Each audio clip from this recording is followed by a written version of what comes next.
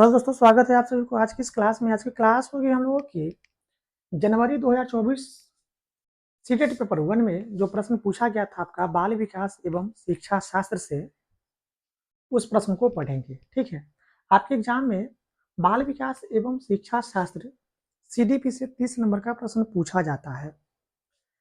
तो वह सभी 30 प्रश्न जो आपका एग्जाम में पूछा गया था जनवरी 2024 को, उस सभी प्रश्न को पढ़ेंगे।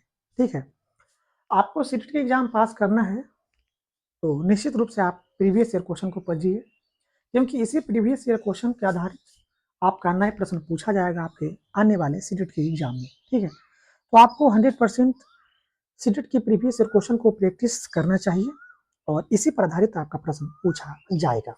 थोड़ा बहुत प्रश्न का जो है से लैंग्वेज इधर उधर देखने को मिलेगा, लेकिन सारा प्रश्न आपको इसी टाइप से देखने को मिलेगा। ठीक है, तो चलिए पढ़ते हैं 2024 जनवरी 2024 सीटेट पेपर 1 में बाल विकास एवं शिक्षा शास्त्र से जो प्रश्न पूछा गया था, उस प्रश्न को पढ़ते हैं। देखिए, पहला प्रश्न आपके सामने दिया हुआ है। प्रश्न यहाँ पर दिया हुआ है आपके सामने। प्रश्न कहता है कि कक्षा में खेल प्रतियोगिता में हिस्सा लेते समय तनुज अपने दोस्त से कहता है कि वह भाला फेंकने में हिस्सा लेगा और रस्सी कूदने में उसकी बहन हिस्सा ले सकती है, क्योंकि वह एक लड़की है और लड़कियां भाला नहीं फेंक सकती है। यह डैश को प्रदर्शित करता है। देखिए, क्वेश्चन यहाँ पर कह रहा है आपका कि एक तनुज नाम का एक लड़का है जो कि वह भाला फेंकने में हिस्सा लेगा और उसकी बहन जो है वह रस्सी कूद में हिस्सा लेगी, क्योंकि वह लड़की है, भाला फेंकने में हिस्सा नहीं ले सकती है। क्योंकि वह लड़की है तो भाला नहीं फेंक सकती है। तो इस तरह का जो क्वेश्चन है ना, इस तरह का क्वेश्चन जो है, जब भी आपको क्वेश्चन में लड़का और लड़कियों के बीच में अंतर दिखाता है, अंतर को दर्शाता है, तो समझ जाइए कि वहां पर जेंडर रूढ़िवादिता, जेंडर वाइज किया जा रहा है। ठीक है, तो देखिए, लड़का तनुज है जो भाला फेंकने में हिस्सा लेगा, लेकिन उसकी बहन जो है वह रस्सी कूद में हिस्सा लेगी, क्योंकि वह लड़की है तो भाला नहीं फेंक सकती है। इसका मतलब क्या है कि लड़का और लड़कियों के बीच में क्या है, तुलना किया जा रहा है। तो जब भी आपको क्वेश्चन में देखने को मिलेगा लड़का लड़की के बीच में तुलना, तो समझ जाइए तो वहां पर जेंडर रूढ़िवादिता को दर्शाता है। तो इस तरह से जो क्वेश्चन आपको पूछ रहा है, इसके अनुसार आपका कौन सा राइट आंसर होगा बताइए। तो यहाँ पर आपका ऑप्शन दिया हुआ है जेंडर संबंधता, ये तो नहीं होगा। जेंडर समानता, ये भी नहीं होगा। जेंडर समता, ये भी नहीं होगा। जेंडर रूढ़िवादिता, हाँ ये सही आंसर होगा, ये सही होगा। जेंडर रूढ़िवादिता इसका राइट ऑप्शन होगा, क्योंकि लड़कियां भी भाला फेंक सकती है। ये नहीं है कि लड़का ही भाला फेंकेगा, लड़कियां भी भाला फेंक सकती है। तो क्या दर्शाता है, जेंडर रूढ़िवादिता को दर्शाता है। ठीक है, तो ऑप्शन आपका फोर्थ राइट आंसर होगा, जेंडर रूढ़िवादिता। अब चलते हैं नेक्स्ट प्रश्न की तरफ। अगला प्रश्न ये रहा आपके सामने। देखिए, प्रश्न आपका सेकेंड आपके सामने है। प्रश्न कहता है अपसारी चिंतन डैश जबकि अभिसारी चिंतन डैश। देखिए, अपसारी चिंतन जो होता है वह कई उत्तरों को प्रोत्साहित करता है। ठीक है, अपसारी चिंतन जो होता है वह कई उत्तरों को प्रोत्साहित करता है, जबकि अभिसारी चिंतन जो होता है वह एक सही समाधान पर स्थिर रहता है। ठीक है, याद रखिएगा, अपसारी चिंतन और अभिसारी चिंतन में दोनों के बीच में क्या अंतर होता है कि अपसारी चिंतन जो होता है वह कई उत्तरों को प्रोत्साहित करता है, लेकिन अभिसारी चिंतन जो होता है वह एक ही समस्या समाधान पर स्थिर रहता है। तो ऑप्शन आपका क्या होगा, ऑप्शन आपका फर्स्ट राइट आंसर हो जाएगा, कई उत्तरों को प्रोत्साहित करता है और एक सही समाधान पर स्थिर रहता है। तो ऑप्शन आपका फर्स्ट राइट आंसर हो जाएगा। अब चलते हैं आपका अगला प्रश्न, प्रश्न नंबर 3। प्रश्न नंबर 3 आपके सामने है। प्रश्न कहता है निम्नलिखित में से कौन सा कथन समावेशी शिक्षा के बारे में सही नहीं है। देखिए, समावेशी शिक्षा के बारे में जब पूछा जाए तो समावेशी शिक्षा जो है वह सभी बच्चों के लिए समान होनी चाहिए। समावेशी शिक्षा तो यही कहता है ना कि किसी भी भाषा के जानने वाले बच्चे हो, सभी के लिए समान शिक्षा उपलब्ध कराया जाए। यह क्या है, समावेशी शिक्षा का सिद्धांत होता है। चाहे वह उच्च वर्ग के बच्चे हो या निम्न वर्ग के बच्चे हो, सभी के लिए विद्यालय में समान शिक्षा उपलब्ध कराया जाए। यह क्या है, समावेशी शिक्षा का सिद्धांत है।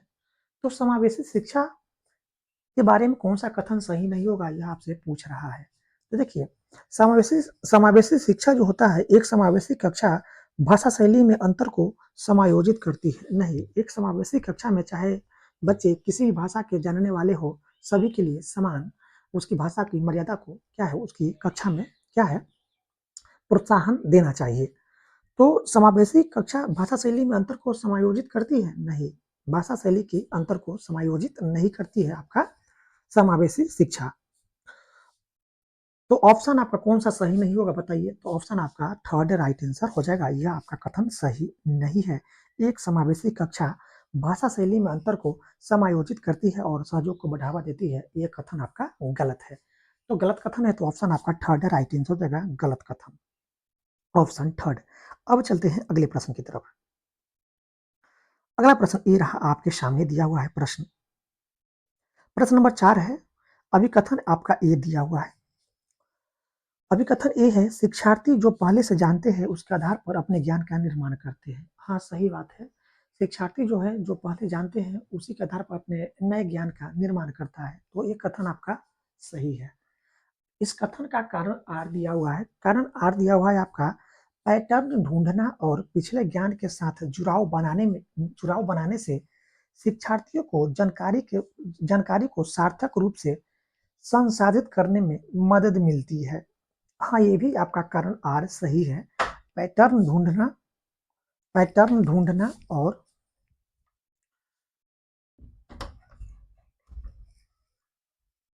पैटर्न ढूंढना और पिछले ज्ञान के साथ जुड़ाव बनाने से शिक्षार्थियों को जानकारी को सार्थक रूप से संसाधित करने में मदद मिलती है। ये भी कारण इसका आपका आर सही है।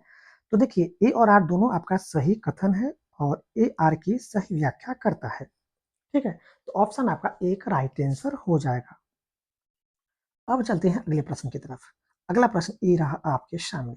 प्रश्न नंबर 5 आपके सामने दिया हुआ है। प्रश्न 5 कहता है आपके सामने फिर दिया हुआ अभिकथन ये है, बच्चे द्वारा बचपन अलग-अलग संस्कृतियों में अलग-अलग तरह से अनुभव किया जाता है। हाँ, सही कथन है यह। बच्चों द्वारा बचपन अलग-अलग संस्कृतियों में अलग-अलग तरह से अनुभव किया जाता है। ठीक है? तो ये कथन क्या है? सही है। सही कथन है कि बच्चों का जो अनुभव होता है, अलग-अलग संस्कृतियों में अलग-अलग तरह से क्या है? अनुभव किया जाता है। तो ये कथन आपका सही होगा। कारण इसका आर दिया हुआ है, बच्चों का विकास सार्वभौमिक है। एक गलत कथन है। बच्चों का विकास जो होता है ना, सार्वभौमिक नहीं होती है। तो देखा जाए यहाँ पर तो कौन सा कथन सही होगा? बताइए इसका कौन सा कथन सही होगा? तो देखिए ये तो कथन सही है कि बच्चों द्वारा बचपन अलग-अलग संस्कृतियों में अलग-अलग तरह से अनुभव किया जाता है। कथन ये सही है। और इसका कारण जो आर दिया हुआ था आपको कि बच्चों का विकास सार्वभौमिक है, तो ये कारण इसका आर गलत है। ठीक है? तो ए सही है लेकिन आर गलत है। किस ऑप्शन में दिया हुआ है? ऑप्शन आपका थर्ड में दिया हुआ है। ऑप्शन आपका थर्ड राइट आंसर हो जाएगा। अब चलते हैं नेक्स्ट प्रश्न की तरफ। अगला प्रश्न आपके सामने। प्रश्न नंबर 6 आपके सामने है। प्रश्न नंबर 6 है आपके सामने दिया हुआ, अभिप्रेरणा के आरोपण सिद्धांत के अनुसार निम्नलिखित में से किसी से लगातार कोशिश और बेहतर प्रदर्शन की संभावना है? बताइए इसका राइट आंसर क्या होगा?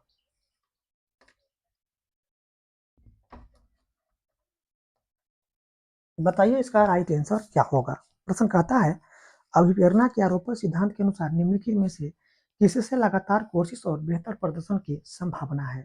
क्या होगा राइट आंसर बताइए? देखिए असफलता और सफलता दोनों के लिए आंतरिक आरोपण, असफलता और सफलता दोनों के लिए आंतरिक आरोपण, ये आप क्या है आपका अभिप्रेरणा के आरोपण सिद्धांत के अनुसार क्या है? लगातार कोशिश और बेहतर प्रदर्शन की संभावना होता है। किसमें? आपका असफलता और सफलता दोनों के लिए आंतरिक आरोपण में। ठीक है, तो ऑप्शन आपका थर्ड राइट आंसर हो जाएगा। अब चलते हैं अगले प्रश्न की तरफ। अगला प्रश्न ये रहा आपके सामने। प्रश्न कहता है बच्चों, अगला प्रश्न निम्नलिखित में से कौन सा प्रगतिशील शिक्षा का एक प्रमुख सिद्धांत है? देखिए प्रगतिशील शिक्षा का सिद्धांत है आपका सीखना प्रामाणिक कार्यों पर आधारित होना चाहिए। यह क्या है? प्रगतिशील शिक्षा का एक प्रमुख सिद्धांत होता है। प्रगतिशील शिक्षा में क्या है कि सीखना जो है वह प्रामाणिक कार्यों पर आधारित होना चाहिए। यह प्रगतिशील शिक्षा का क्या है? सिद्धांत होता है। तो ऑप्शन आपका क्या होगा? ऑप्शन आपका थर्ड राइट आंसर हो जाएगा। सीखना प्रामाणिक कार्यों पर आधारित होना चाहिए। ऑप्शन आपका थर्ड राइट आंसर हो जाएगा। अब चलते हैं अगले प्रश्न की तरफ। अगला प्रश्न ये रहा आपके सामने। प्रश्न है, प्रश्न नंबर 8 है, विकास के किस पहलू में तर्क चिंतन और समस्या समाधान की व्याख्या की जाती है। विकास के किस पहलू में तर्क, चिंतन और समस्या समाधान की व्याख्या की जाती है? तो देखिए, संज्ञानात्मक विकास जो होता है इसमें तर्क, चिंतन और समस्या समाधान की व्याख्या की जाती है। ऑप्शन आपका सेकंड राइट आंसर हो जाएगा, संज्ञानात्मक विकास। अब चलते हैं अगले प्रश्न की तरफ। अगला प्रश्न ये रहा आपके सामने। प्रश्न है कि लय वागोत्स्की प्रस्तावित करते हैं कि डैश बच्चों में स्व नियमन के लिए महत्वपूर्ण है। ये देखिए, लय वागोत्स्की प्रस्तावित करते हैं कि निजी वाक बच्चों में स्व नियमन नियमन के लिए महत्वपूर्ण होती है। ठीक है, तो यहाँ पर राइट आंसर क्या होगा? राइट आंसर आपका होगा निजी वाक। चलते हैं अगले प्रश्न की तरफ। अगला प्रश्न ये रहा आपके सामने। प्रश्न यहाँ पर दिया हुआ है आपका, अभिकथन ए है, लॉरेंस कोहलबर्ग के नैतिक विकास सिद्धांत में बच्चे कार्यों को उनके परिणाम के आधार पर अच्छा या बुरा समझने से इस समझ पर पहुंचते हैं कि नियम और कानून नम्य है और बदले जा सकते हैं। ठीक है, कथन ए दिया हुआ है, इसका कारण आर दिया हुआ है। लॉरेंस कोहलबर्ग का तर्क है कि नैतिक विकास क्रमिक रूप से चरणों में होता है। बताइए इसका राइट आंसर क्या होगा? तो देखिए, लॉरेंस कोहलबर्ग के नैतिक विकास सिद्धांत में बच्चे कार्यों को उनके परिणाम के आधार पर अच्छा या बुरा समझने से इस समझ पर पहुंचते हैं कि नियम और कानून नम्य है और बदले जा सकता है। यह सही है। यह लॉरेंस कोहलबर्ग के नैतिक विकास सिद्धांत के अनुसार यह कथन आपका सही है। तो कथन ए सही है। इसका कारण आर दिया हुआ है। लॉरेंस कोहलबर्ग का तर्क है कि नैतिक विकास क्रमिक रूप से चरणों में होता है। तो ये भी आपका कथन सही है। लॉरेंस कोहलबर्ग का तर्क है कि नैतिक विकास जो होता है वह क्या होता है? क्रम में होता है। तो ये भी कथन आपका सही है। तो अभिकथन ए और इसका कारण आर दोनों सत्य है, और इसका कारण आर जो है अभिकथन ए की सही व्याख्या करता है। तो ऑप्शन आपका ए का राइट आंसर हो जाएगा। ए और आर दोनों सत्य है और आर ए की सही व्याख्या करता है। चलते हैं अगले प्रश्न की तरफ। अगला प्रश्न ये रहा आपके सामने।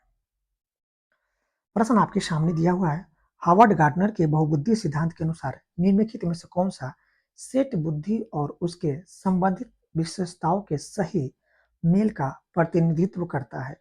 देखिए, बहुबुद्धि सिद्धांत किसने प्रतिपादित किया था? तो हार्वर्ड गार्डनर। ठीक है, तो हार्वर्ड गार्डनर के बहुबुद्धि सिद्धांत के अनुसार निम्नलिखित में से कौन सा सेट बुद्धि और उसके संबंधित विशेषताओं के सही मेल का प्रतिनिधित्व करता है? बताइए इसका राइट आंसर क्या होगा? तो देखिए, संगीतमय प्रदर्शन या रचना करने के कौशल। ऑप्शन आपका थर्ड राइट आंसर हो जाएगा। ठीक है, संगीतमय प्रदर्शन या रचना करने के कौशल, ये क्या है आपका? हार्वर्ड गार्डनर के बहुबुद्धि सिद्धांत के अनुसार यह सेट बुद्धि और उससे संबंधित विशेषताओं के सही मेल का प्रतिनिधित्व करता है। ठीक है, संगीतमय प्रदर्शन या रचना करने के कौशल। ऑप्शन आपका थर्ड राइट आंसर हो जाएगा। अब चलते हैं अगले प्रश्न की तरफ। अगला प्रश्न ये रहा आपके सामने। प्रश्न कहता है, प्रश्न नंबर 12 है आपके सामने, निम्नलिखित में से कौन सा कथन अधिगम के बारे में सही नहीं है? निम्नलिखित में से कौन सा कथन अधिगम के बारे में सही नहीं है? बताइए इसका राइट आंसर क्या होगा? देखिए, अधिगम एक प्रक्रिया नहीं अपितु एक उत्पाद है। या क्या है? अधिगम के बारे में सही नहीं है। ऑप्शन आपका फोर्थ राइट आंसर हो जाएगा। अधिगम एक प्रक्रिया नहीं अपितु एक उत्पाद है। ये अधिगम के बारे में क्या है? कथन सही नहीं है। ऑप्शन आपका फोर्थ राइट आंसर हो जाएगा। अब चलते हैं अगले प्रश्न की तरफ। ये रहा अगला प्रश्न आपके सामने। प्रश्न नंबर 13 है, निम्नलिखित में से कौन सा कारक समस्या समाधान को बढ़ावा देता है? निम्नलिखित में से कौन सा कारक समस्या समाधान को बढ़ावा देता है? तो आपको होगा यह आंसर आपका अपसारी चिंतन। ठीक है, क्या होगा? अपसारी चिंतन। अपसारी चिंतन जो है यह आपका समस्या समाधान को बढ़ावा देता है। ठीक है, तो ऑप्शन आपका क्या होगा? ऑप्शन आपका फर्स्ट राइट आंसर हो जाएगा, अपसारी चिंतन। अब चलते हैं अगले प्रश्न की तरफ। अगला प्रश्न ये रहा आपके सामने। अगला प्रश्न ये रहा आपके सामने। प्रश्न है,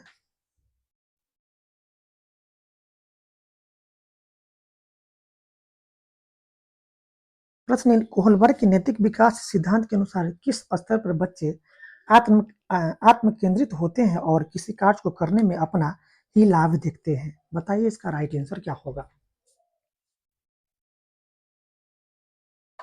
बताइए इसका राइट आंसर क्या होगा? क्वेश्चन कहता है आपका, कोहलबर्ग के नैतिक विकास सिद्धांत के अनुसार किस स्तर पर बच्चे आत्म केंद्रित होते हैं और किसी कार्य को करने में अपना ही लाभ देखते हैं? किस स्तर पर होते हैं जब बच्चे तो किसी कार्य को करने में अपना लाभ देखते हैं? किस स्तर के बच्चे? तो पहले स्तर के दूसरे चरण के जो बच्चे होता है वह किसी कार्य को करने में अपना ही लाभ को देखते हैं। तो ऑप्शन आपका सेकेंड राइट आंसर हो जाएगा, पहले स्तर के दूसरे चरण में। चलते हैं अगले प्रश्न की तरफ। अगला प्रश्न ये रहा आपके सामने। प्रश्न नंबर 15। प्रश्न कहता है, वंचित वर्गों से संबंधित विद्यार्थियों के समावेशन के लिए। तो देखिए, वंचित वर्गों से संबंधित विद्यार्थियों के समावेशन के लिए विविध परंपराओं के प्रति जागरूकता और संवेदनशीलता को बढ़ावा देना चाहिए। ऑप्शन आपका फर्स्ट राइट आंसर हो जाएगा। विविध परंपराओं के प्रति जागरूकता और संवेदनशीलता को बढ़ावा देना चाहिए। चलते हैं अगले प्रश्न की तरफ। अगला प्रश्न ये रहा आपके सामने। प्रश्न कहता है, प्रश्न नंबर 16 है, निम्नलिखित में से उपयोगी प्रतिपुष्टि की एक विशेषता कौन सी है? बताइए राइट आंसर क्या होगा? तो यह सामायिक और विशिष्ट होती है। ठीक है, उपयोगी प्रतिपुष्टि की विशेषता होती है क्या होती है? तो यह सामायिक और विशिष्ट होती है। ऑप्शन आपका फोर्थ राइट आंसर हो जाएगा। चलते हैं अगले प्रश्न की तरफ। अगला प्रश्न ये रहा आपके सामने। प्रश्न कहता है बच्चों, समीपस्थ सिद्धांत कहता है कि शैशवावस्था में, तो देखिए, विकास का जो समीपस्थ विकास का जो सिद्धांत कहता है कि शैशवावस्था में अंग हाथों और पैरों की तुलना में तेजी से बढ़ते रहते हैं। समीपस्थ विकास का क्षेत्र कहता है कि पहले जो होता है ना, हाथ की विकास होती है, उसके बाद पैर की विकास होती है। ठीक है, तो अंग हाथों और पैरों की तुलना में तेजी से बढ़ते रहते हैं। यह विकास की किस सिद्धांत है? विकास के किस सिद्धांत में होता है? तो यह विकास का समीपस्थ विकास के सिद्धांत में होता है कि हाथों और पैरों की तुलना में तेजी से बढ़ते रहते हैं। हाथ जो होता है ना, पैरों की तुलना में तेजी से बढ़ते रहता है। अंग हाथों और पैरों की तुलना में तेजी से बढ़ते रहता है। ठीक है, यह समीपस्थ विकास का सिद्धांत बताता है कि शैशवावस्था में अंग हाथों और पैरों की तुलना में तेजी से बढ़ते रहता है। तो ऑप्शन आपका फर्स्ट राइट आंसर हो जाएगा। अब चलते हैं अगले प्रश्न की तरफ। प्रश्न कहता है आपके सामने दिया हुआ है, अभिकथन ए, विद्यालयी पाठ्यक्रम को विद्यार्थियों के सांस्कृतिक ज्ञान को उचित स्थान और मूल्य देना चाहिए। इसका कारण आर दिया हुआ है, विद्यार्थियों को उनकी सांस्कृतिक पहचान को बनाए रखने के लिए समर्थन प्रदान करना सीखने की प्रक्रिया को सुगम बनाता है। सही विकल्प को चुनिए। सही विकल्प क्या होगा? देखिए, विद्यालय पाठ्यक्रम को विद्यार्थियों के सांस्कृतिक ज्ञान को उचित स्थान और मूल्य देना चाहिए। ये आपका कथन सही है। ठीक है, विद्यालय पाठ्यक्रम को विद्यार्थियों के सांस्कृतिक ज्ञान को उचित स्थान और मूल्य देना चाहिए। कहाँ पर? विद्यालय में। ठीक है, इसका कारण आर दिया हुआ है, विद्यार्थियों को उनकी सांस्कृतिक पहचान को बनाए रखने के लिए समर्थन प्रदान करना सीखने की प्रक्रिया को सुगम बनाता है। सही बात है, कारण इसका कारण आर भी सही है। तो यहाँ पर ए और आर दोनों सही है और ए आर की सही व्याख्या करता है, जो कि किस ऑप्शन में दिया हुआ है? ऑप्शन आपका फर्स्ट में दिया हुआ है। ऑप्शन आपका फर्स्ट राइट आंसर देगा। ए और आर दोनों सही है और ए आर की सही व्याख्या करता है। अब चलते हैं नेक्स्ट प्रश्न के सामने। नेक्स्ट प्रश्न ये रहा आपके सामने। प्रश्न नंबर 19 है। प्रश्न कहता है, निम्नलिखित में से किसे रचनात्मक मूल्यांकन नहीं माना जाएगा? निम्नलिखित में से किसे रचनात्मक मूल्यांकन नहीं माना जाएगा? बताइए राइट आंसर क्या होगा? एक मूल्यांकन कार्य जो मानदंड के एक मानक पैमाने के अनुसार छात्रों की तुलना करने में सहायक होता है, यह क्या है आपका? रचनात्मक मूल्यांकन नहीं माना जाएगा। तो ऑप्शन आपका थर्ड राइट आंसर हो जाएगा।